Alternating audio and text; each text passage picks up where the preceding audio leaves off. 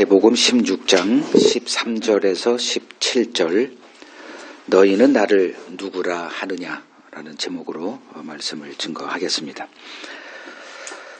13절에서 17절 같이 읽겠습니다.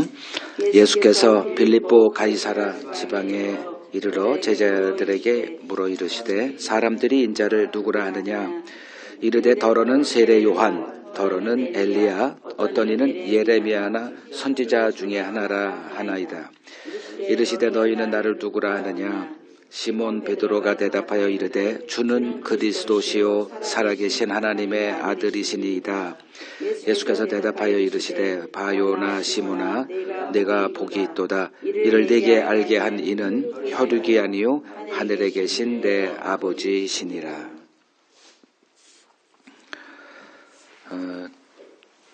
이제 예수님께서 제자들을 데리고 빌립보 가이사라라는 성읍을 이제 방문을 하십니다. 빌립보 가이사라 그 성읍은 이제 갈릴리에서 북쪽으로 한 40km 위치에 있는 도시입니다. 굉장히 큰 도시예요. 이곳은 이제 로마 황제 가이사 아구스토가 우리가 흔히 성경에서 얘기하는 헤롯 대왕 그를 유다 왕으로 세운 뒤 이제 선물로 하사한 성읍입니다. 그 이후 그의 아들 헤롯 빌립 2세가 이 도시를 이제 로마 문명의 중심지로 만들기 위해서 이제 화려하게 재정비를 하고 또 황제를 기리고자 이름을 가이사라 빌립보로 개명한 뒤 또 로마 황제를 신으로 섬기는 웅장한 신전을 세운 곳이기도 합니다. 예수님께서 제자들을 데리고 이 도시를 방문하신 겁니다. 그곳 사람들의 눈에 이제 예수님과 그를 따르는 제자들은 눈길을 끄는 그 참 이상한 무리였을 것으로 이제 보여지죠. 흔히 우리가 드라마나 뭐 연극, 영화를 보면 그 연변에서 온 사람들이 이렇게 등장을 합니다. 예를 들어서 뭐 신세계 거기를 보면 뭐 누구를 이렇게 죽이고자 그 연변에 있는 조선족들을 이렇게 데려올 때 그 옷이 어때요? 얼굴 뭐 딱 눈에 띄는 사람들이잖아요. 아마 그러한 모습으로 그곳 그 가이사라 빌립보 사람들에게 비춰지지 않았을까. 그러나 이 제자들은 지금 예수와 함께하고 있습니다. 이것이 모든 것을 설명합니다. 우리가 조금 아까 그 찬송가 432장 큰 물결이 설레는 어두운 바다 이 찬송 가사에 있듯이 우리가 이 바다를 이제 항해하고 가는데 늘 풍랑이 있는 바다 아닙니까? 그곳에 작은 배를 타고 다녀요. 뭐 큰 주람선도 아니에요. 작은 배를 타고 있습니다. 근데 모든 것은 어디에 달려있다? 그 배의 사공이 예수 그리스도라는 데 달려있는 거죠. 지금 제자들의 모든 것은 이 예수로 설명이 되어지는 겁니다. 그러니까 예수라는 존재는 그 당시 어떤 존재였을까? 그러니까 로마 식민 지배 아래에 있는 자그마한 나라, 유대 나라죠. 그곳에서 잠시 유명세를 타고 있는 인물이었습니다. 그리고 바깥 세상에선 누구도 예수를 알지도 못하고 관심 두지도 않습니다.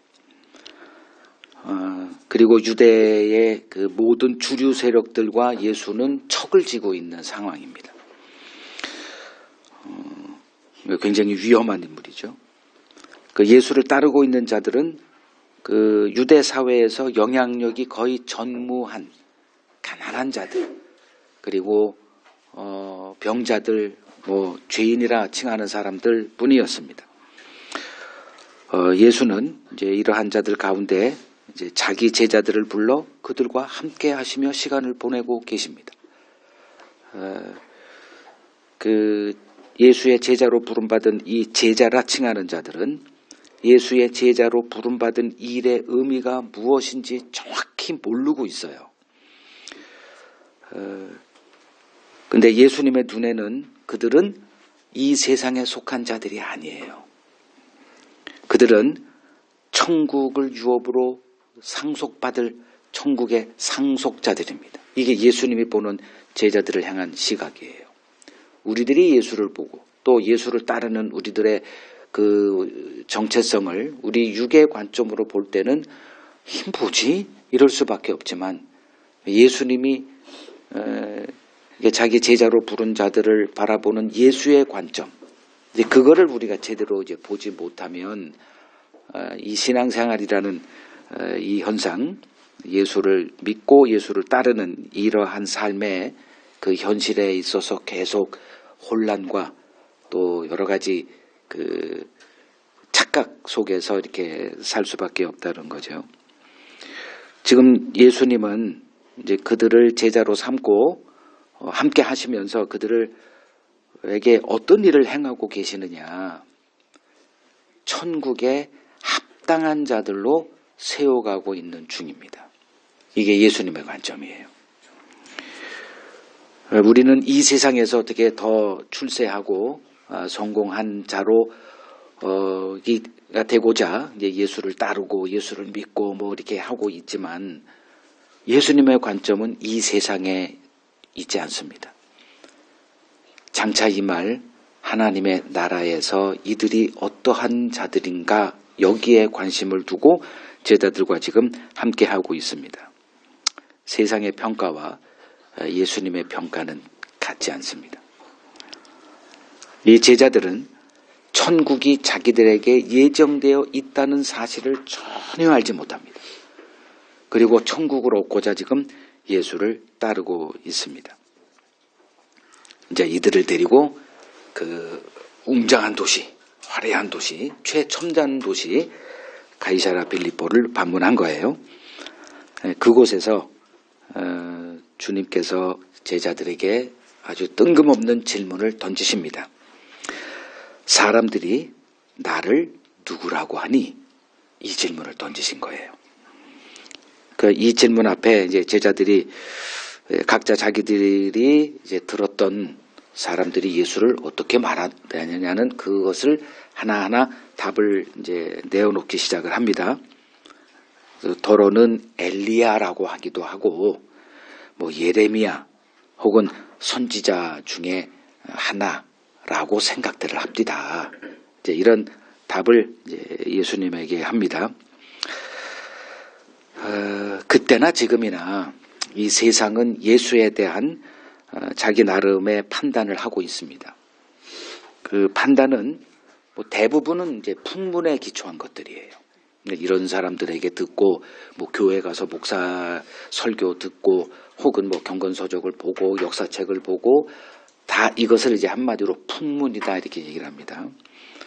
그 신명기로 돌아가서 보면 너희는 절대 풍문에 휘둘리지 말아라. 이 풍문, 예수도 그 풍문 가운데 하나예요. 그러다 보니 뭐 예레미야 아니겠어? 엘리야가 다시 살아난 거 아니겠어? 뭐 선지자 중에 하나일 거야. 이 정도로 이제 예수에 대한 판단을 하고 있습니다. 그 가운데 그 지성에 자신 있는 사람들이 있어요.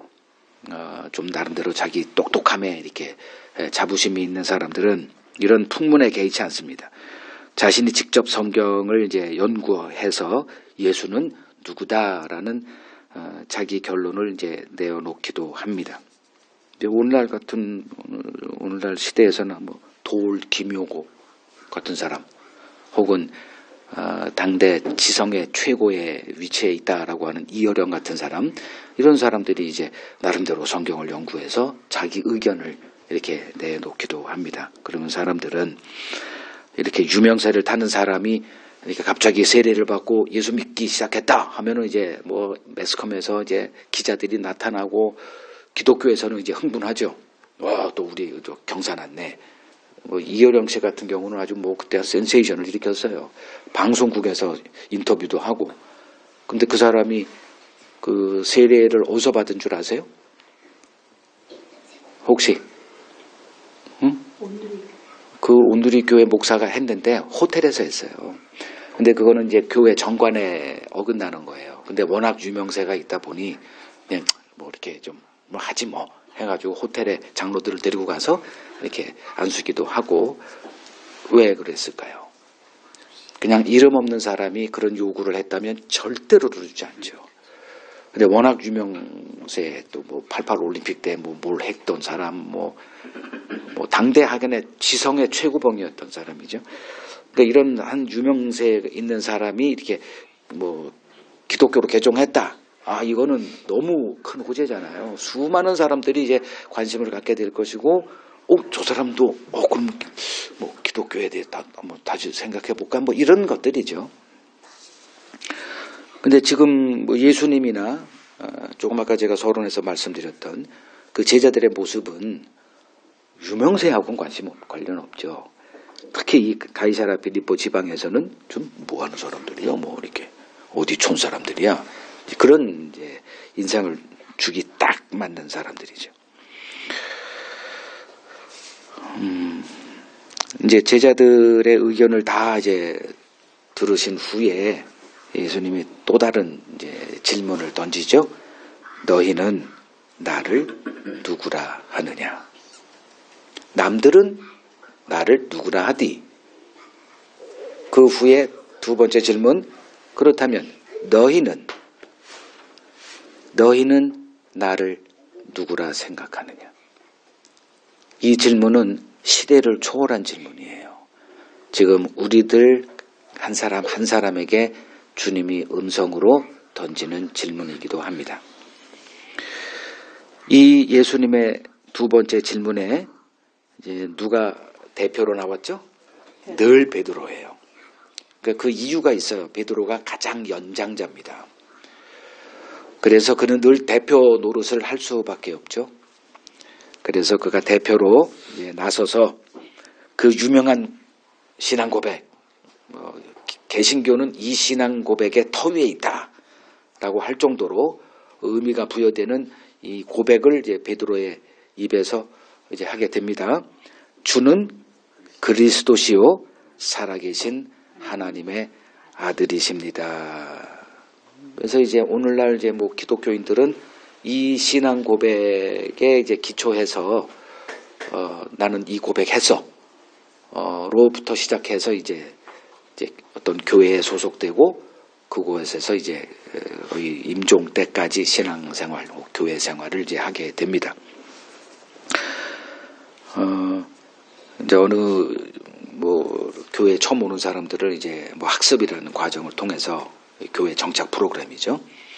예수님에 대해서 이제 가르치잖아요. 그리고서 이제 그 예수에 대해서 이런저런 이제 이야기를 나눈 다음에 그 의도는 이 고백을 그 사람에게서 끌어내기 위한 의도이에요. 그래서 결국은 이제 이 고백을 하게 만듭니다. 그러면 이제 뭐 이렇게 예수는 뭐 나의 그리스도시고 그 하나님의 아들이십니다. 인정하십니까? 예 하는 순간 옆에 있었던 이제 뭐 그를 교회로 인도했던 사람이나 교회 중진들이 이제 박수 치면서 이제 뭐 제2의 생일로 간주하기도 하고 새로운 인생이 이제 당신에게 시작됐습니다. 이제 이런 것들 다 이제 아마 경험들 하셨을 거예요. 그만큼 개신교에서는 이 고백이 이제 굉장히 중요한 의미로 이제 자리하고 있습니다. 자, 한번 이제 진짜 그런가 한번 이제 이제 속으로 들어가 보자는 겁니다. 그 예수를 그리스도로 고백하는 일. 오늘날 교회에서는 그냥 뭐 그건 뭘 대수예요. 다 뭐 이렇게 얘기하죠. 그러나 2000년 전 이 당시 예수를 그리스도로 고백하는 일과 지금 예수를 고백하는 일은 하나도 같은 게 아니에요. 그 당시 예수를 그리스도로 고백했다 이 말은 뭐로 연결돼요? 출교로 연결되죠. 오늘날은 건물마다 교회가 뭐 두세 개씩 있고 하니까 교회에서 출교시킵니다. 그러면 감사해요. 해서 그냥 옆 건물로 가버려요. 그거는 별 의미가 없죠. 그러나 그 당시 출교라는 의미는 교인의 자격을 박탈해서 신앙생활을 하지 못하게 하는 조치예요. 즉 이스라엘은 어떤 나라예요? 그때 당시 유대라고 부르죠. 그 모든 사회의 중심에 회당이 있고 성전이 있어요. 이거 출입을 금지하는 거거든요. 그러면서 거기서 나가야 되는 사람들이. 다시 말해서 그냥 사형죄. 목을 자르는 건 아니지만 사회생활이 불가능한 그 조치를 받을 수밖에 없는 그 결과로 이루어지는 게 바로 예수를 그리스도로 고백하는 일이었어요.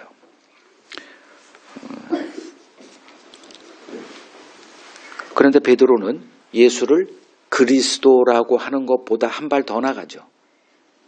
하나님의 아들이십니다라는 고백까지 하게 됩니다. 그 예수가 이제 사형죄로 이렇게 단죄된 이유가 뭔지 아시죠? 자기 자신을 하나님의 아들이다라고 했기 때문에 그 마태복음 26장 이제 밤에 겟세마네 동산에서 예수를 체포해서 밤에 이미 다 작전된 거예요. 그 새벽 한 4-5쯤 되는데 그 산헤드린 70명의 그 당시 최고 실력자들이 다 모인 거잖아요. 밤에 대제사장 집에. 그리고선 거기서 이제 그 신문을 하는 겁니다. 이게 불법이죠. 그리고서 이제 안 돼. 도무지 예수를 어떻게 사형죄에 나오질 않아. 거짓 증언할 사람들을 이미 섭외해가지고 다 하게 해도 안 돼. 그러니까 예수님이 답답하죠. 예수님은 뭐하러 오셨어요? 사형죄 언도받고 십자가에 달려 죽어야 어떤 그 목적이 달성되는데 이것들이 실력이 없어. 나를 사형죄로 이끌지 못해. 그러다 보니 예수님이 내가 이놈들아 하나님의 아들이다라는 말씀을 아예 하세요. 그랬더니 대제사장이 너무 고마워. 그리고서 이제 형식으로는 고맙다 할 수는 없으니까 옷을 찢고 이놈이 봐라 다 들었지. 지 입으로 하는 거. 이렇게 해서 예수님이 하나님의 아들이다라고 했던 그 말 때문에 사형죄 언도받고 바로 끌려가가지고 빌라도에게 이놈이 이렇게 했다 뭐 이런 거잖아요. 근데 지금 베드로가 이 고백을 한 거예요. 선을 2개 넘은 거예요. 예수를 그리스도 그리고 살아계신 하나님의 아들 이렇게 이제 고백했단 말이에요. 그러면 대충 이제 이해가 되셨을 거예요. 왜 예수님이 그들을 이 도시로 가서 이 질문을 했을까? 만약에 유대 사회에서 이 질문을 했으면 아무도 이런 고백하지 않았을 거예요. 밖으로 나오니 좀 괜찮지. 분위기도 있고. 그렇죠? 가이사라 빌립보로 데려간 이유는 뭐 요 정도. 그리고 거기에 이제 신전이 있고 로마 황제를 신으로 지금 섬기고 있단 말이에요. 그런데 하나님의 아들이라고 하는 이 고백을 이제 끄집어내기 위해서 예수께서 이 도시로 이끌고 왔다. 결국 이 고백 안에서 이제 베드로는 예수가 그리스도고 더 나아가 하나님의 아들이라는 생각을 하고 있었구나.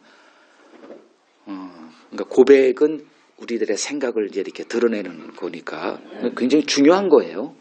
뭐 고백하지 말고 뭐 그 의미가 없어 하는 얘기가 아닙니다. 신앙 고백이라는 거는 굉장히 중요해요.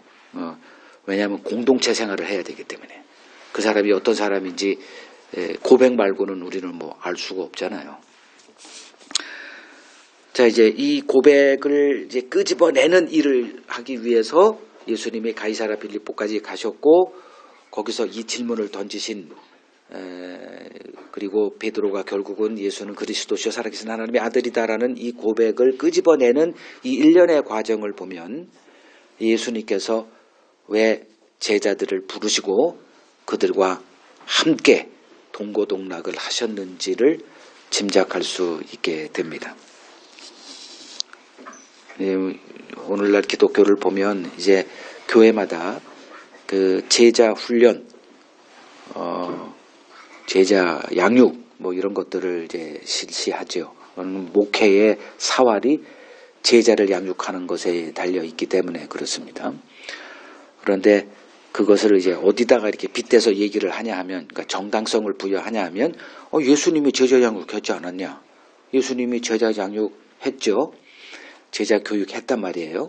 아주 특별한 상황으로 이렇게 제자들을 불러서 이렇게 했는데, 오늘날 제자 양육이라는 것과 예수님이 제자들을 이렇게 불러 자기와 함께 하시고 3년 동안 함께 하는 그런 것들을 이렇게 비교해 볼 때 일치점이 있다고 생각하십니까? 너무 그렇게 강경하게.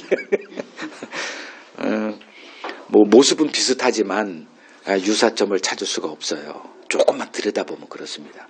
형태는 제자, 뭐 양육, 뭐 예수님도 그렇게 하지 않았어, 이렇게 생각할 수 있지만 그 내용을 들여다보면 전혀 다릅니다. 오늘날 교회가 제자 양육, 뭐 제자 훈련, 뭐 디사이플십 뭐 이런 걸 해서 이렇게 하는 의도는 뭐예요? 교회의 기둥 같은 일꾼들을 세우기 위해서입니다. 근데 예수님이 제자 3년 동안 제자들을 함께 하시며 뭐 양육이라고 칩시다. 뭐 제자 훈련이라고 쳐요. 그거 하신 결과는 어땠나? 그건 누가복음 24장에 보면 나와요. 아이고, 이 미련하고 하나님의 말씀을 더디 믿는 이런 표현을 하신단 말이에요. 그러면 누가 그들을 양육했어요? 예수님 본인이 했단 말이에요. 그리고선 어이구 3년 동안 내가 그냥 헛수고했네. 그럼 누구 잘못이에요? 예수님 잘못한 거죠. 자기가 3년 동안 제자들이 한 거라고는 뭐 있어요? 자기 의견 낸 게 있어요? 예수의 제자로 부름받은 그 시점부터 그들이 한 거라고는 그냥 예수님의 입만 바라보는 거예요. 어디 가자. 그럼 가. 뭐 하자. 쉬어라. 가자. 뭐 배 타고 가자. 그럼 배 타고 가는 거예요. 어떤 의견도 내지 않습니다. 예수님이 여자 둘이서 뭐 혼자 이렇게 자기들이 빵 사러 간다 돌아와 보니 여자하고 같이 있어. 그래도 아무 대꾸도 안 합니다. 거기서 이런 뭐 왜 여자하고 있어요? 이러면 위험합니다. 뭐 이런 얘기도 안 해. 그냥 오로지 완벽하게 예수의 인도함에 그냥 100% 맡긴 사람밖에 없어요. 그리고 난 결과는 누가 책임져야 됩니까? 예수님이 책임져야죠. 그걸 보여주고자 한 거예요. 오늘날과 같이 이렇게 교회에 계속 나오게 하고 아마 제자로 양육되는 부름받은 사람들은 교회를 회사 다니러 나와야 됩니다. 그렇죠, 권사님? 아니, 회사 생활보다 더해. 내가 삼천포로 안 빠지려고 지금 굉장히 노력하고 있어요. 할 얘기는 많죠. 교회에 관해서. 자, 예수님께서 이제 이 고백, 요 상황을 보니 예수님께서 왜 3년 동안 제자들을 부르시고 그들을 자기와 함께 하셨는지를 이제 그 이유가 뭐였는지를 이제 짐작할 수 있게 합니다. 자, 예수님은 제자들을 불러 자신과 3년 함께 동고동락하면서 뭐하게 하셨어요? 예수를 두 눈으로 보게 한 거예요. 그걸 뭐라고 부른다? 증인이다 부릅니다. 근데 오늘날 제자 양육은 증인 거기에 별로 관심 없어요. 교회에 얼마나 유능한 일꾼인가에 대한 효율성에 빙점을 두고 있습니다. 굉장히 치열하게 합니다. 그래서 각자가 이제 그 목사님들은 우리 교회에 이러한 기둥 같은 한 뭐 사람 이거 자랑거리로 이제 목표가 이제 있거든요. 근데 예수님이 그런 목표로 제자 양육을 했을까 한번 좀 들여다 보라는 거예요. 그러니까 우리들은 이제 이미 세간경을 이제 교회 다니면서부터 이렇게 껴있기 때문에 제자 양육하면 그런 것밖에 몰라요. 그래서 성경 안으로 들어가서 봐도 그 선입관이 있기 때문에 어떻게 목사님에게 오른팔이 될 수 있는 이 제자가 되나, 더 효율적인 교회에 유익을 주는 장로가 될 것인가, 집사가 될 것인가, 권사가 될 것인가, 이제 이런 거에 이제 모든 관심사가 빼앗겨 있는 거죠. 그러니까 예수님은 제자들을 이제 불러서 자신과 함께 동고동락을 했죠. 이런 목사는 없죠. 뭐 교회에 불러서 한 뭐 서너 시간 같이 이렇게 훈련할 수는 있어도 저녁 시간 되면 집으로 돌려보냅니다. 기껏해야 뭐 수련회 같이 이렇게 하는 거 뭐 며칠 이렇게 할 뿐이고 집으로 돌려보내요. 그리고 가족과 함께 보내요. 그리고 가족끼리는 또 다른 모습으로 이렇게 생활하고요. 근데 예수님은 아예 가족이 없죠. 그리고 그들과 함께 새 가족화 돼서 그들이 가족이에요. 그러니까 완전히 노출된 거죠. 100% 노출돼 있습니다. 그거 아마 웬만한 그 훈련돼 있지 않은 사람 100% 노출 못 시킬걸요. 분명히 자기 어떤 치부가 드러나요. 근데 예수님은 100% 노출한 거예요. 그리고선 지금 시점이 돼요. 이제 요때부터 뭔 일이 벌어집니다. 오늘은 이제 이 벌어진 일 가운데 아주 일부만 제가 지금 말씀을 강론할 것이고, 이게 한 3주 이렇게 쭉 연결이 되는 내용들 다 종합해서 나중에 여러분들이 보셔야 됩니다. 지금 이 장면에서 드러난 예수님의 제자를 부르신 이유는 뭐였을까? 그들로 하여금 예수가 누구인지를 아는 그 지식에서 온전해지기를 바라는 그 의도를 갖고 부르신 거예요.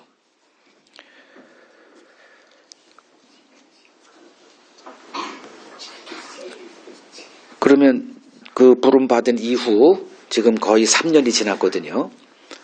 정확하게 3년이라는 보장은 아무도 없습니다. 예수님이 예루살렘을 3번 방문했다. 그래서 그러면 3년 되지 않았을까 뿐이에요. 이게 10년이 된지 아무도 몰라요. 그냥 3년. 그래서 그게 중요하지 않기 때문에 그냥 3년으로 그냥 통칭해서 제가 하겠습니다. 그럼 3년간 제자들과 함께 이렇게 동고동락하면서 지금까지 이렇게 하셨던 과정을 통해서 제자들은 어떤 예수를 보았습니까? 지금까지 우리가 마태복음 계속 강론했잖아요. 같이 공부를 해왔단 말이에요. 그러면 제자로 부름받은 이후 지금까지 그들이 어떤 예수를 본 거예요? 그러니까 이런 면에서 제자는 다른 무리들, 그러니까 어떤 한 사건만 보기 위해서 이렇게 와서 그것만 본 사람들과 단편적인 그들과 이 제자들이 예수님의 그 제자로 부름받고 항상 함께 하면서 예수를 본 이 제자들과 무리들은 확연히 다르죠. 그들은 단편적인 예수를 본 거고 이들은 모든 걸 다 본 거예요. 한순간도 어디 뭐 휴가도 안 보냈다니까. 그러니까 어떤 사람이 예수에게 이제 예수의 한 제자가 말했잖아요. 우리 아버님 장례 좀 치르고 다시 오겠습니다 했더니 죽은 자들로 하여금 죽은 자를 장례하고 너는만 날 따라. 그러니까 너는 나를 따르는 이게 뭐라는 거예요? 이건 생명에 관한 얘기라는 거예요. 이 생명을 놓치고 죽은 자 그 놀이할래? 시체 놀이할래? 갈래면 가. 이거예요. 그러니까 생명에 눈이 열리지 않고서는 그냥 세상 어떤 출세, 세상에서 남보다 더 나은 나를 가족을 하기 위해서 예수 따르는 사람은 이 주님의 얘기를 알아듣지 못해요. 생명에 관한 한 예수를 이제 바라봐야 되거든요. 근데 나는 내가 살아있는데 뭔 소리야? 그러니까 예수를 따르려면 누가 예수를 따르고 믿을 수 있느냐? 죽음을 경험한 자예요. 즉 내가 지금 죽어 있다라는 거. 그러면 이제 죽음에 관한 이 생각을 바꿔야 돼요. 성경이 말하는 죽음. 하나님은 우리를 시체로 보거든요. 이게 성경의 인간관이에요. 다 죽어 있어요. 그 죽음이라는 게 뭐다? 하나님과의 관계가 끊어진, 즉 하나님의 생명에서 떠나 있는. 그래서 그 에덴 동산에 뭐가 있어요? 선악과가 있고 생명나무가 있죠. 생명나무가 뭐예요? 그게 하나님이에요. 그 선악과는 유사 하나님이에요. 그 흔히 오늘 이제 제가 계속 얘기할 다른 예수가 바로 선악과예요.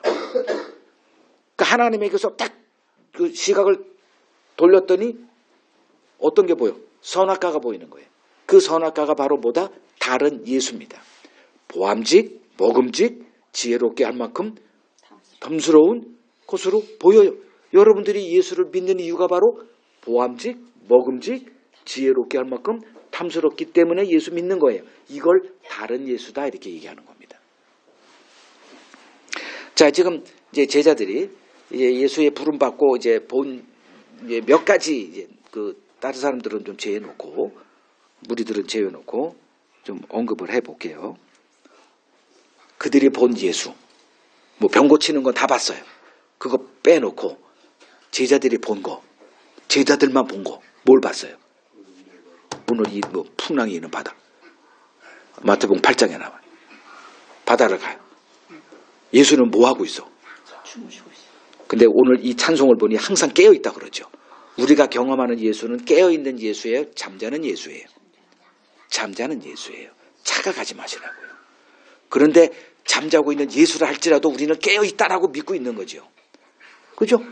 시편 129편인가 거기 보면 하나님은 잠을 자지 않는 분이래. 왜 그럴까?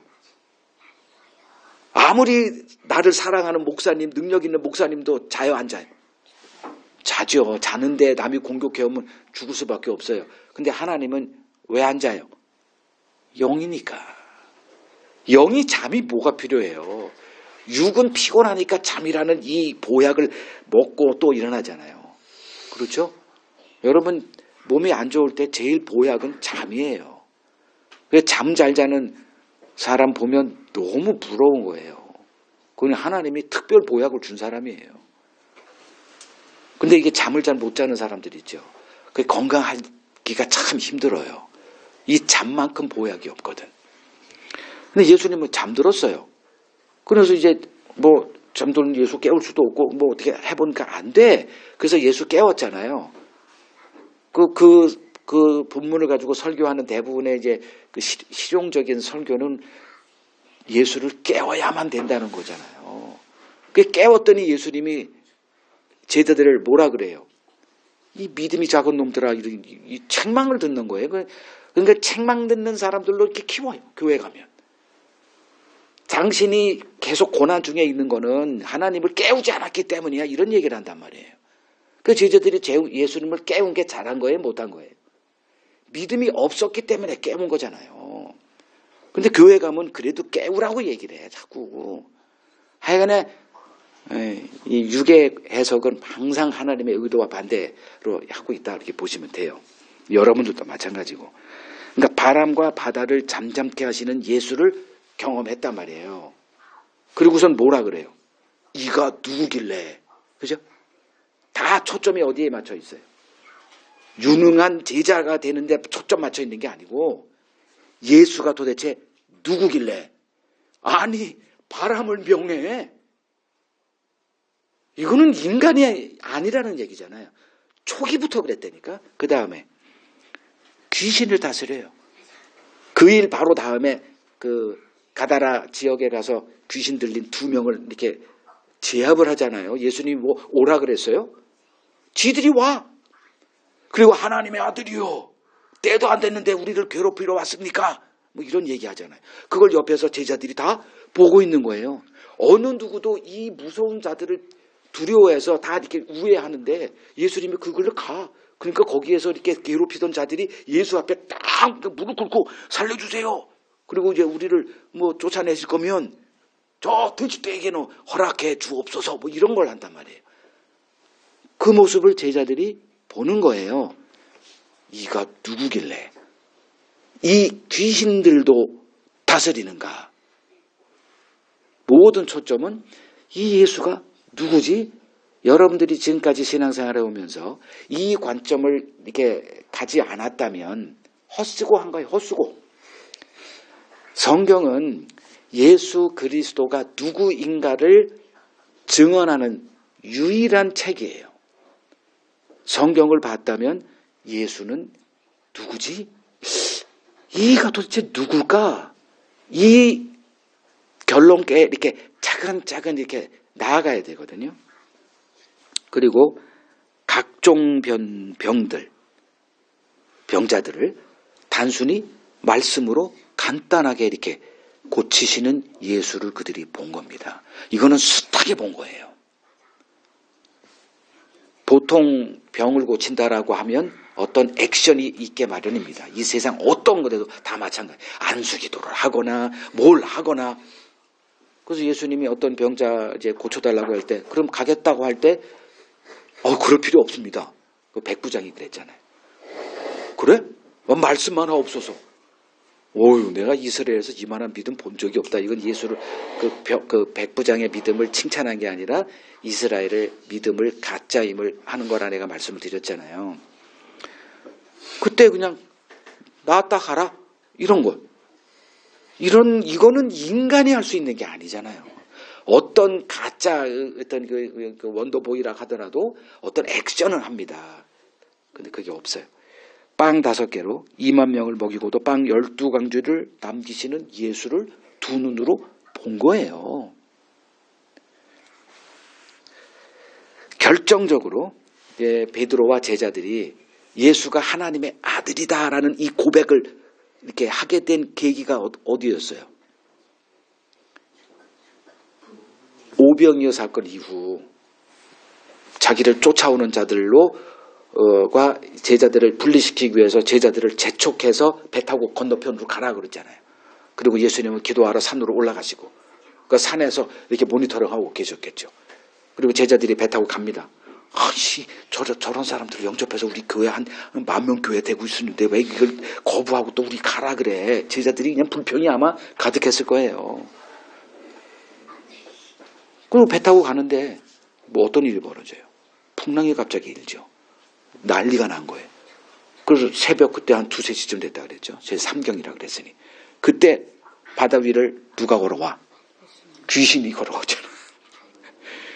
귀신인 줄 알고 그냥 이게 한술 더 떠. 이게 뭐 풍랑 때문에 죽겠는데 이 귀신까지 덮치니까 얘들이 아마 패닉도 이런 패닉이 없죠. 완전히 그냥 멘붕에 걸려 있어. 근데 예수네. 그걸 베드로가 알아보고 뭐라 그래요? 예수에게. 나로 명하여 바다 위를 걸어오게 하소서. 걷게 하소서. 난 그것도 왜 그런 생각을 하게 됐는지 모르지만 아니 이상한 일이 막 벌어져요. 예수 앞에 가면 다 이렇게 좀 약간 좀 정신 나간 모습이. 안 그래요? 여러분들 지금 삶 정상적이지 않잖아요. 누가 여러분들 보면 다 약간 좀 예수 믿고 이렇게 됐다고 하지 않아요? 아닙니까? 더 젠틀해지고 더 정상적이 됐다면 당신이 믿는 예수는 가짜 예수예요. 저 사람 예수 믿고 나서 완전히 좀 뭐가 이상해졌어. 이 소리는 들어야 되거든요. 이 베드로가 지금 완전히 미쳤어요. 그럼 그 풍랑이 있는 바다 이거 벗어나야 되는데 나로 배에서 뛰어내려게 만들어. 아니 배에 있어야 그나마 안전하잖아요. 근데 배에서 뛰어내린단 말이에요. 왜? 예수가 허락해요. 나와. 그리고 배에서 뛰어내린다니까.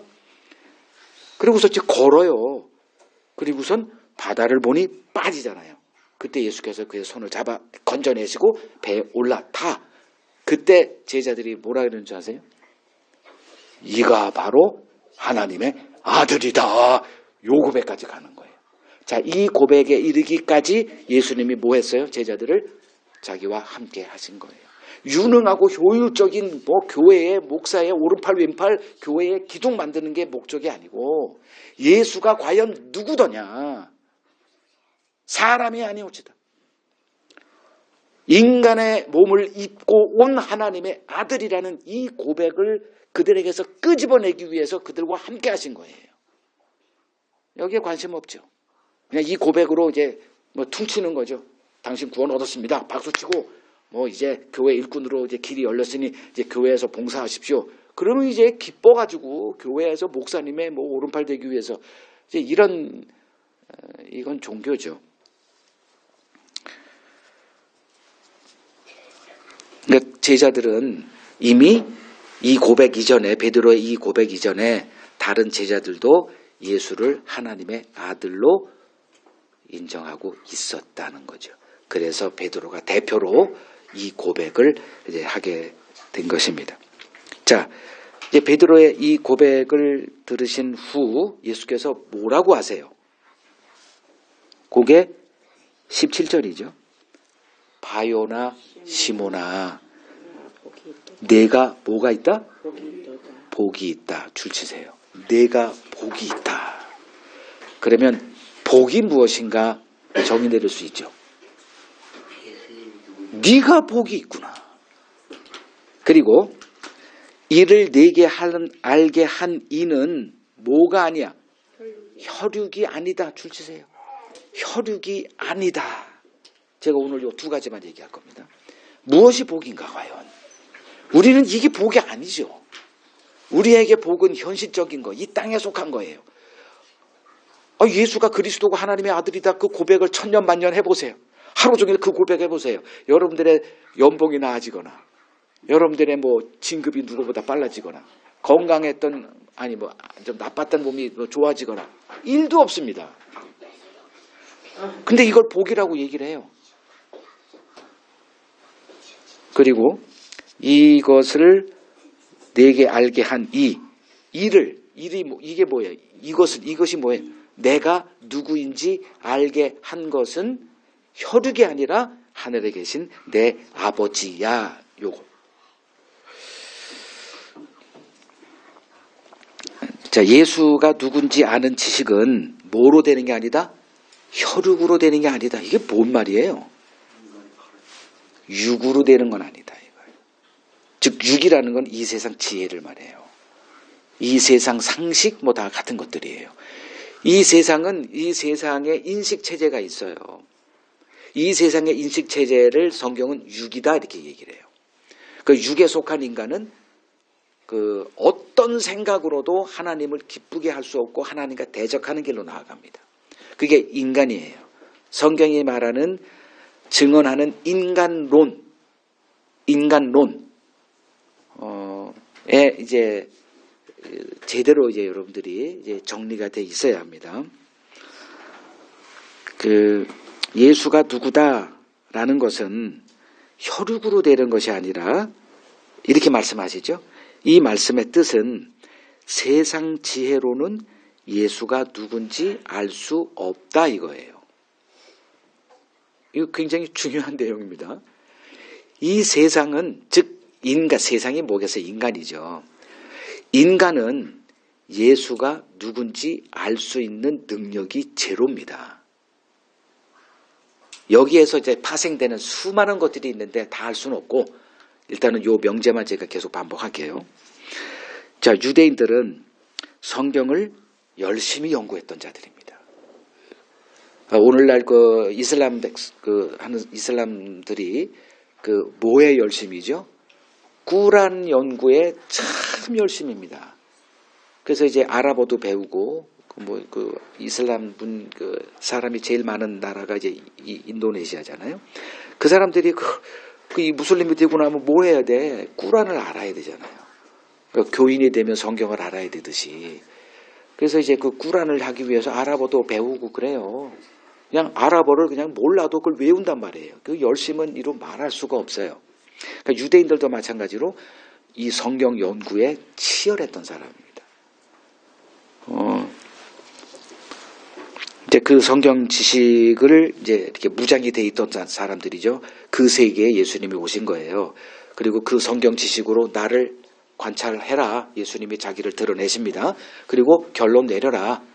그 결과 그들이 하나같이 다 예수는 그리스도가 아니라는 결론에 이르게 된 거예요. 그러니까 예수님의 모든 가르침에 이거 하나 좀 봐야 되겠죠. 요한복음 5장 봅시다. 요한복음 5장 39절.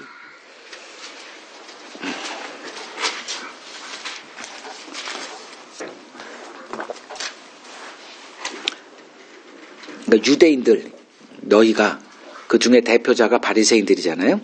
그러니까 너희가 성경에서 영생을 얻는 줄 생각하고 성경을 연구하거니와 성경을 읽거니와가 아니라 뭐 했다? 연구예요. 연구와 그냥 성경 통독해서나 성경 백독해서 다른 얘기예요. 엄청나게 시간을 투자하고 이런저런 그 선배들이 남긴 신학 서적 이렇게 해서 성경을 연구한 거예요. 연구하고 있거니와 이 성경이 곧 내게 대하여 증언하는 것인데 너희가 영생을 얻기 위하여 내게 오기는 원하지 않는다. 이게 당시 유대인들 성경을 사랑하고 성경을 이렇게 연구하고 그 성경으로 똘똘 뭉쳐있고 삶이 성경화되어 있는 나라.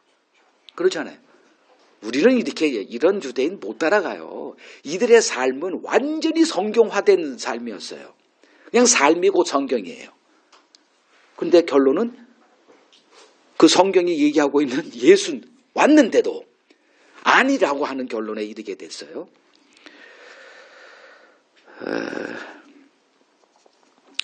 그러면 이제 예수님을 왜 그리스도로 인정하지 않았을까? 요약을 제가 해드릴게요. 자, 예수님이 등장하셔서 가장 먼저 한 게 말씀을 하시는 거잖아요. 가르치신 거예요. 뭘 가르쳤냐? 율법을 가르치신 거예요. 그러니까 그 율법을 가르치는 자들이 있었어요, 없었어요? 있죠. 제사장들. 성전에 가면 제사장들이 율법 그 학자로서 이제 성경을 가르칩니다.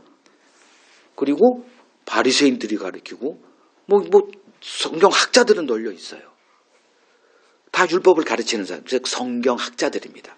다 성경을 가르쳐요. 그 예수님도 오셔서 뭐 했어요? 성경을 가르쳤죠. 그러니까 너희가 들은 바, 그러니까 너희가 너희 뭐 이렇게 성경 뭐죠? 율법 학자, 뭐 종교 지도자들에게 들은 바 있을 거 아니냐? 살인하지 말아라, 간음하지 말아라, 맹세하지 말아라. 다 율법에 관한 내용들이거든. 이제 그것을 예수님은 어떻게 했어요? 그랬으나 나는 너희에게 말하노니 율법의 의도는 이거야, 이렇게 얘기한 거죠. 살인하지 마.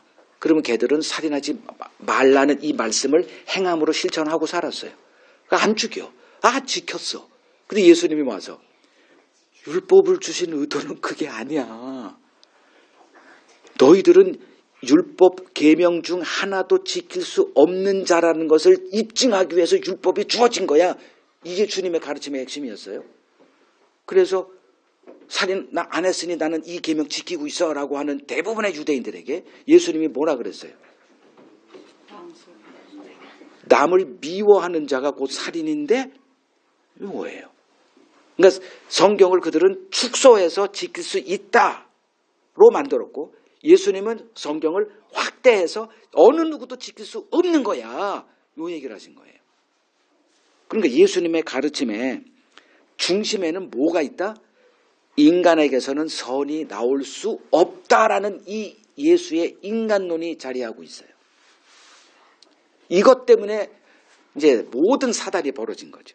그러니까 마태복음 15장 우리가 보던 거죠. 너희에게서 무슨 선한 것이 나올 수 있느냐.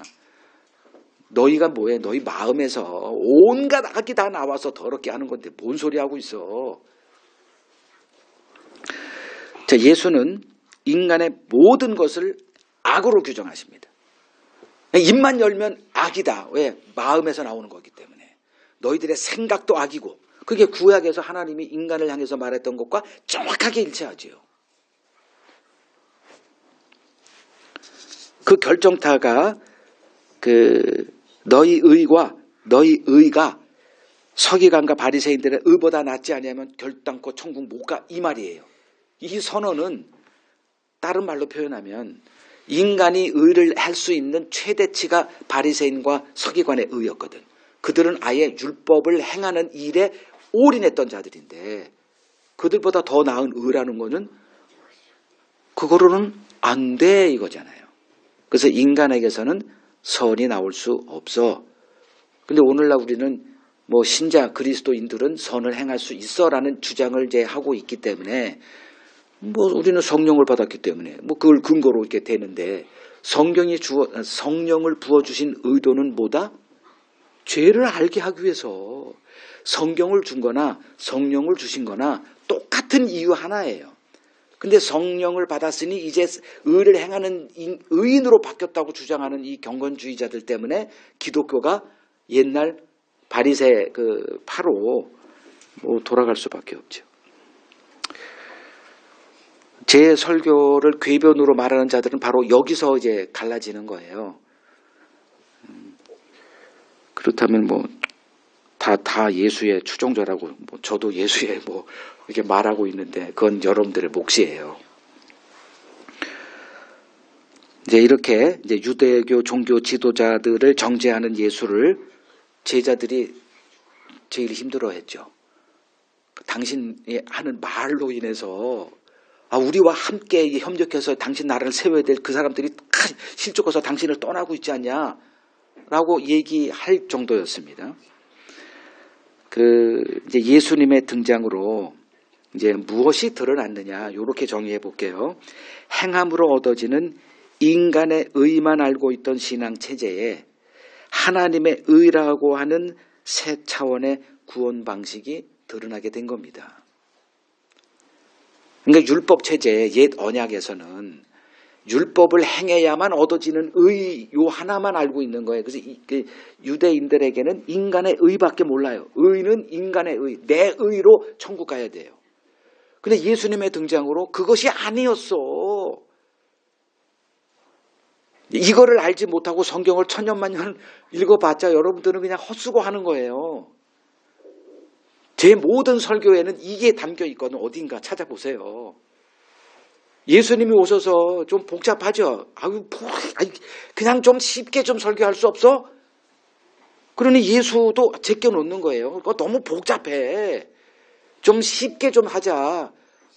목사들 설교 그래서 쉽게 하잖아요. 나보다 쉽게 설교하는 사람 나오라 그래. 어떻게 하면 쉬울까요? 이런 얘기 안 하면 쉬워요. 그냥 이거 하세요. 잔소리 말고. 끝나고 나서 나한테 질문하지 마. 내가 한 얘기만 해도 복잡할 거야. 얼마나 쉬워요. 그거 못 알아볼 사람이 어디 있어요. 11조 해라. 주일 그렇게 시켜라. 딱 한 10가지 정도만 손가락만 이렇게 이거 한 달이면 다 외울 수 있는 거로 그냥 주구장창 울고 먹어요. 지겹지도 않으세요? 응? 이제 나올 것도 없어. 우려 먹을 것도 없어요. 근데도 그게 통해. 그게 종교에 매여 있다 이제 이거죠. 그래서 예수님은 새 술은 새 부대에 담을 수밖에 없다라고 하신 거예요. 내가 새 부대로 변화되지 않고 옛 낡은 가죽 부대로 있는 한 예수님의 말씀이 이해도 안 될 거예요. 자, 베드로가 예수를 그리스도요 하나님의 아들로 볼 수 있었던, 그러니까 이 고백을 할 수 있었던 이유, 그의 남다른 지성 때문이 아니라 그걸 혈육 이렇게 말하는 거예요. 그러니까 하늘 아버지께서 베드로에게 그 믿음을 주셨기 때문이다. 주님이 지금 요 얘기를 하고 있는 겁니다. 그러니까 예수 그리스도를 아는 게 뭐다? 그게 바로 믿음이라는 거예요. 그래서 성경은 믿음을 뭐라고 얘기합니까? 하나님의 선물이라고 얘기하죠. 자, 선물이라고 하니까 어떻게 하늘에서 뚝 떨어진 어떤, 그래서 갑자기 알지도 못했던 게 딱 이렇게 생각하는데 그게 아니에요. 제가 아까 다 설명했죠. 이 믿음의 선물에 이르기까지 뭐가 필요해요? 과정이 필요해. 예수님의 부르심이 필요해요. 부르심 가운데 예수를 알아가는 그 지나긴 과정, 그게 필요해요. 그냥 어느 순간에 뚝 뭐 이렇게 뭐 로봇이 뭐 이게 아니라 과정이 필요하다니까. 지금 여러분들의 삶에서 이렇게 복잡하고 길어, 좀 빨리 안 돼? 하나님 그런 능력 없어? 그런 능력 없어요. 하나님 어떤 그 인격과 인격의 이 알아감은 반드시 시간이라고 하는 이 과정이 필요해요. 인간 역사 하나님 앞엔 필요 없어. 인간을 만들어서 나를 아는 이 사랑의 관계, 이 관계, 끈끈한 이 관계를 만들려면 반드시 뭐가 필요하면 역사라는 이 과정이 필요해요. 여러분들이 이제 그 결혼이라는 과정, 뭐 한순간에 그냥 남자는 결혼 꼴이 나면 끝인 줄 알아. 내 거 됐어. 그리고 이제 막 대하고 그러는데 천만에요. 이게 다 과정이거든. 알아가는 지나긴 과정. 뭐 저고 제 아내 안 싸우는 것 같아요? 매일 싸워요. 이게 다 뭐예요? 다 알아가는 과정이에요. 알아가는 과정. 싸우지 않고 알아갈 수 있어요? 어디 말해봐. 네? 권사님, 싸우지 않고 알아갈 수 있어 사람을? 치열하게 싸우십시오. 그러나 깨질 그게 아니고 견고하게 하기 위해서 치열하게 하시라고요. 두려워하지 마시고. 하나님이 이스라엘과 좀 싸웠습니까? 엄청 싸웠죠. 그리고 항상 내 아내래. 그건 나쁜 남편이에요? 진짜 최고의 남편이죠. 엄청 싸웁니다. 그러니까 싸우는 이유가 다른 거죠. 지금 그러니까 그러니까 믿음은 하나님의 선물이다. 이 말의 뜻이 예수가 누군지 알려면 하나님이 허락하신 믿음이 있어야 돼. 이 얘기를 뒤집어 놓으면 뭐예요? 너희들은 죽었다 깨어나도 너희가 아무리 지성을 동원하고 어떤 같이 합습으로 같이 뭐 토론을 하고 뭐 어느 신학교를 들어가고 영국, 독일 어디 거기서 박사를 받아도 예수를 알 수 있는 능력이 없어. 이 말이 믿음은 하나님의 선물이다 이 뜻이에요. 유대인들은 여기서 실패했죠.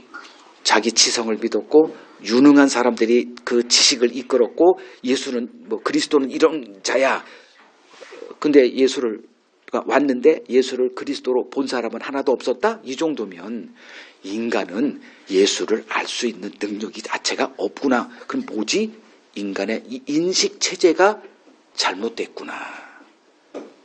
거기다가 아무리 지식을 넣어봤자 자기들이 다른 예수를 만들어내고 있을 뿐이구나. 이게 기독교 역사예요.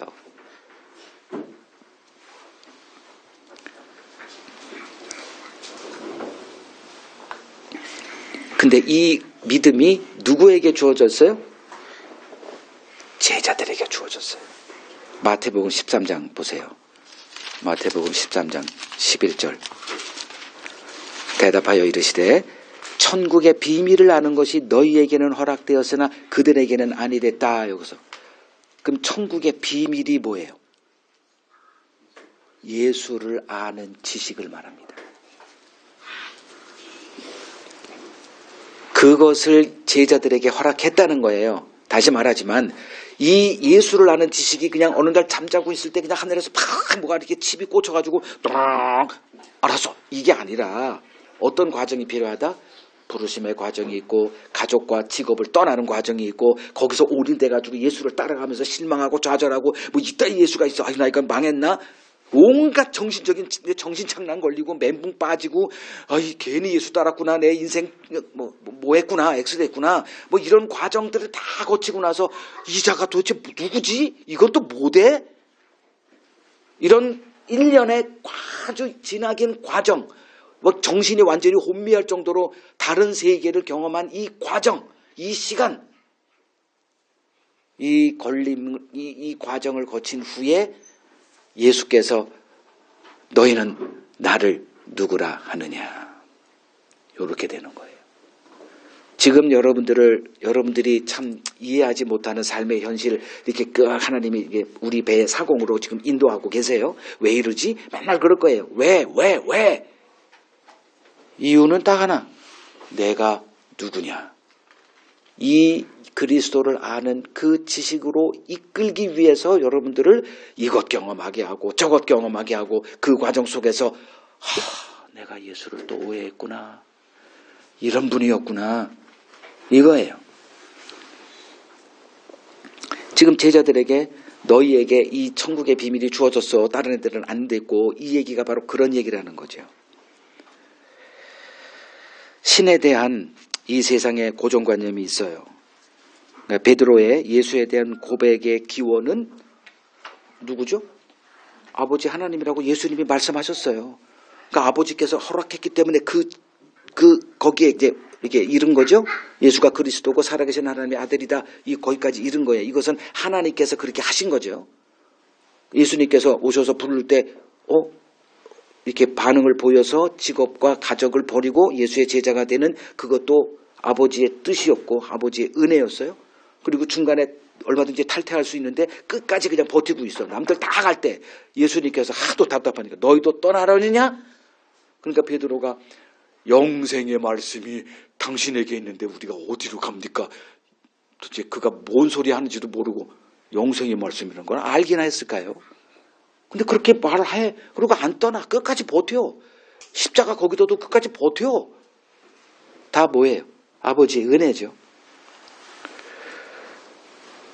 이 고백은 아버지께서 이렇게 기원이에요. 맞아요. 그 고백 100% 맞아요. 그러나 지금 제가 하고 싶은 얘기는 뭐냐면 이 고백 안에 담겨 있는 베드로의 그리스도에 대한 인식은 뭐와 같았다? 우리가 지난주인가 했던 거 있죠. 뭘 삼가라? 바리새인과 사두개인의 누루 혹은 교훈을 삼가라. 그 교훈이 뭐예요? 그들의 그리스도에 대한 유괴 관점. 이거 이해 안 되시면 다시 복습하세요. 제발 부탁입니다. 경고하셨어요. 근데 베드로가 지금 그 경고와 자기의 고백을 이걸 융합을 잘 시켜야 되거든. 그러니까 오늘날 이 고백으로 이렇게 이끌기 위해서 새신자들을 이렇게 교육시킨다 그랬죠. 그래서 어떻게 해가지고 예수가 누구고 뭐 죽은 자도 살리고 병 뭐 바다도 잠잠케 하는 능력, 뭐 죽은 자도 살리고 십자가로 부활했고 다 이렇게 하면 예수는 하나님의 아들이고 뭐 그리스도다 이 고백으로 이끌어서 박수치고 한다 그랬죠. 그러면 대부분 이제 그 정도면 구원 받았어요. 우리는 천국 가족이에요. 이게 일반화된 현상입니다. 이거에서 이론 제기할 사람 거의 없어요. 그런데 조금 있다가 제가 오늘은 다루지 못하지만 시간이 없어서 바로 몇 분 후에 이 고백이 가짜람이 드러나요. 자, 여러분 잘 들으세요. 이 고백이 맞아요, 틀려요? 맞아요. 기원이 마귀예요, 하나님이에요? 하나님이에요. 그런데 그 고백을 한 그 베드로의 그 고백의 이 역사하는 능력은 지금 뭐예요? 이건 하나님이에요. 근데 그가 인식하고 있는 그리스도는 다른 그리스도라니까. 그래서 예수님이 십자가 얘기를 꺼내자마자 예수의 멱살을 잡고 가나요가 꾹 썼다는 얘기예요. 지금 우리가 어떻게 당신을 따르고 있는데 지금 그딴 소리 하고 있어. 이렇게 되는 거예요. 내가 지금 당신을 믿고 여태까지 신앙생활에 왔는데 내 인생이 이렇게 끝나? 이거 사람들이 못 견뎌합니다. 이게 다 예수를 다른 예수로 지금 알고 다른 예수로 알고 지금 한 결과물이에요. 성경이 얘기하는 참 믿음은 예수가 나를 어디로 이끌든지 군소리 않고 따라가는 믿음을 참 믿음이라고 말합니다. 어제도 뭐 고려 거란 전쟁인가? 거기 보니까 이제 그 군인들이 이제 무신들이 자기들에게 이득이 없어. 거란 2차 전쟁에서 목숨 걸고 싸웠는데 이 문신들이 다 우리 봉급을 빼가지고 지들 준대. 이거라니까 뭐가 돼? 애국이고 나발이고 내가 유익이 없는데 왕도 가서 죽이려고 하잖아요. 이게 다 뭐예요? 가짜의 애국이죠. 가짜 애국. 그러면 가짜 믿음이 뭐예요? 나에게 유익이 결정적으로 돌아오지 않으면 예수도 그냥 죽여버리는 그게 누구요? 누구 믿음이요? 우리들의 믿음이라니까. 난 당신들 믿음이라고 안 했어. 우리들 나도 포함돼요. 나도 그따위 믿음밖에 없어요. 내게 유익을 주지 않는 그리스도, 세상에 유익을 주지 않는 그리스도 세상이 인정할 것 같습니까? 세상이 알지 못하는 그리스도는 어떤 그리스도예요? 이 세상에 불을 주러 왔다라고 말하는 불이 뭐예요? 심판 아닙니까? 이 세상을 끝장내러 왔다 하는 예수는 이 세상에 이 믿음, 예수에 대한 지식 안에 없어요. 이 세상이 인정하는 예수는 이 세상을 낫게 하는 예수예요. 그런 그 고백을 한다니까요. 그 고백이 뭐 중요해요?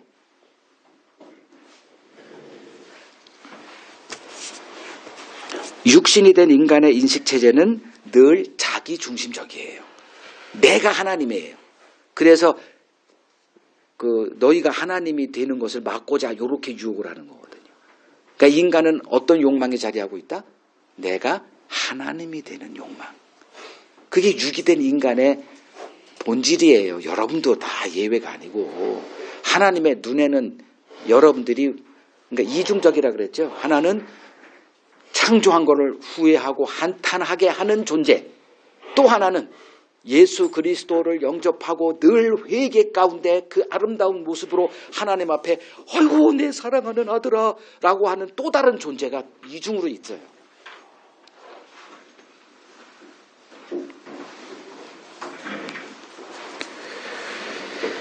그러니까 하나님이 금지한 선악과를 육의 관점으로 보니 보암직하고 모금직하고 지혜롭게 할 만큼 탐스럽기도 한 그 열매로 바뀌어 보여요. 그게 우리가 섬기는 예수라니까요. 보암직하고 모금직하고 지혜롭게 할 만큼 내 인생 출세할 만큼 성공하게 할 만큼 그런 예수만 우리는 예수로 그리스도로 섬기고 있단 말이에요. 그게 지금 이 고백 그러니까 개신교 기독교에서는 이 고백을 신춘단지같이 이렇게 뭐 얘기하고 있지만 누가 그런 고백을 했다 그러면 이제 뭐 당신의 이제 새로운 인생에 시작됐다. 이제 구원은 보장됐다. 그런 그 헛소리에 여러분들 매여 있지 말라고 지금 이렇게 말씀을 하고 있습니다. 제자들이 지금 예수 따르고 있는 이유가 뭐죠?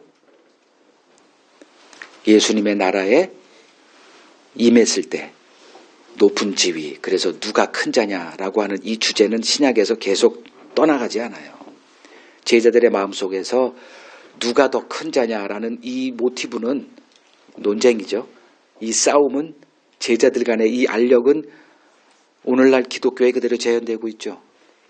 이것을 우리는 벗어나질 못해요. 그런데 하나님은, 예수님은 제자들의 이러한 것에 1도 관심 없어요. 제자들은 누가 더 큰 자냐, 누가 더 열심으로 예수에게 인정받고 더 큰 제자가 되고자 이렇게 하는 거에 예수님은 1도 관심 없어요. 왠 줄 아세요?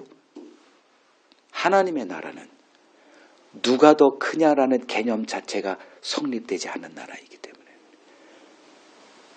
그래서 은혜가 다스리는 나라다. 그래서 세상은 은혜 개념이 없어요. 이 세상은 은혜 받을 만하니까 은혜가 주어지지라는 생각밖에는 이 틀에서 벗어나지 못합니다. 지금 예수를 따르고 있지만 예수가 하나님이 보낸 은혜 덩어리라는 사실은 1도 알지 못해요. 우리가 예수를 섬기고 있지만 예수가 은혜라는 것을 알지 못해요. 그러니까 이 율법 체제, 옛 언약이라고 하는 낡은 가죽 부대에서 벗어나지 못하는 거예요. 내가 하나님께 좀 더 열심히 해야 내가 이 재앙에서 벗어날 수 있지라고 하는 이 가장 기본적인 이 세상 종교 상식에서 우리는 벗어나지 못합니다. 유대인들이 예수를 거부하고 있는 이유는 예수가 이 유대교 교리를 부정하고 있기 때문에 그랬어요. 유대교는 다른 것에 기초한 게 아니라 성경에 기초한 종교예요. 그래서 유대교를 연구하면 오늘날 기독교도 그 실체가 보이게 돼 있어요. 뭐 또 다른 성경이 이제 기독교가 됐으니까 기독교가 정제되는 또 성경이 필요한 게 아니라 유대교 하나만 정제되는 그것만 보여주면 그게 이제 신약이죠. 그러면 이제 예수님이 올 시대까지 그 모든 시대를 초월해서 진리의 잣대는 세워지는 거예요. 자,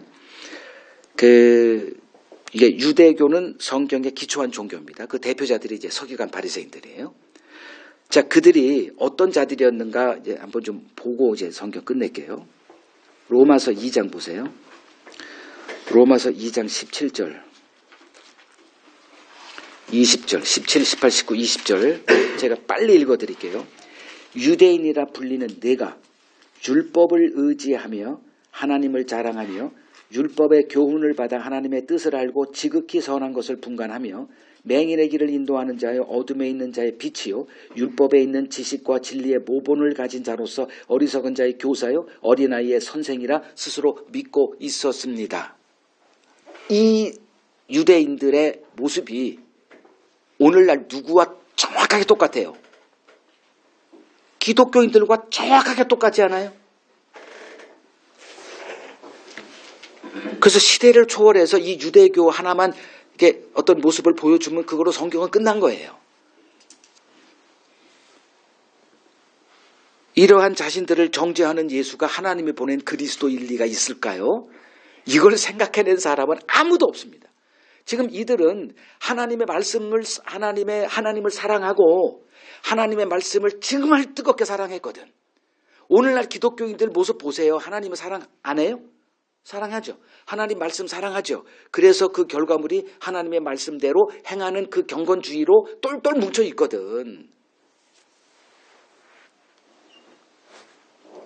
이러한 자신들을 정죄하는 예수가 그들이 지금 오늘 기독교인들이 믿고 있는 예수라니까요. 그럼 착각하고 있는 거죠. 지금 기독교인들 앞에 예수가 오면 당연히 그들은 지금 예수님에게 칭찬받고 상 받을 거로 생각하고 있다니까요. 당시 유대인들이 그런 그리스도를 기다렸던 거 아닙니까? 근데 예수는 의인을 부르러 온 게 아니라 죄인을 부르러 왔다. 이 한마디로 끝나버린 거예요. 그냥. 그거에는 이러한 자기 인식이 있었다니까요. 세례 요한 역시 어떤 예수를 기다렸어요? 상선 벌악을 하는 그리스도를 기다렸던 거 아닙니까? 근데 예수가 와서 죄인들이라고 하는 이 벌받아 마땅한 이 세리와 함께 세리를 제자 중에 하나로 또 섬기고 삼고 그들과 함께 즐기고 이야기를 나누고 사귀고 있는 그 꼴을 보질 못하는 거야. 그 세례 요한조차도. 그래서 당신이 그리스도요? 아니면 내가 다른 그리스도를 또 기다려야 됩니까? 내가 착각에 빠져가지고 지금 이 생고생하고 있는 거예요 라고 실족했던 겁니다. 아니 세례 요한이 그 정도면 우리는 통뼈입니까? 여러분들이 지금 알고 있는 예수도 내가 100% 장담하건대 다른 예수예요. 네, 좀 인정 좀 해주고 싶었지만 내가 하나님에게 양심을 걸고 그 설교 못하겠어. 내가 지금 그냥 본능적으로 예수님 하는 예수도 가짜 예수예요. 우리는 모든 지성을 동원해봤자 내린 결론은 다른 예수로 그냥 그것밖에는 우리 길이 없어요. 그래서 누가 복이 있다? 참 예수를 아는 지식을 가진 자를 예수님이 복이 있다 이렇게 얘기하는 거예요. 이거는 하나님의 허락 없이는 주어지지 않기 때문에. 세상이 인정하는 그리스도는 이 세상에 유익을 주는 그리스도예요. 조금 더 나아가면 내게 유익을 주는 그리스도입니다. 내게 유익을 주지 않는데 이 그리스도고 뭐 천국이고 뭔 필요가 있어요.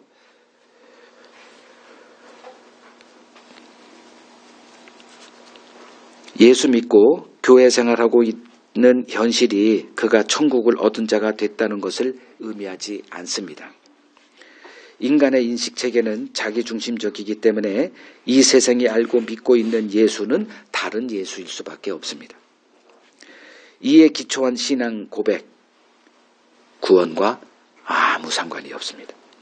성경을 통해 배운 예수라 할지라도 육으로 알게 된 예수는 다른 예수에 불과합니다.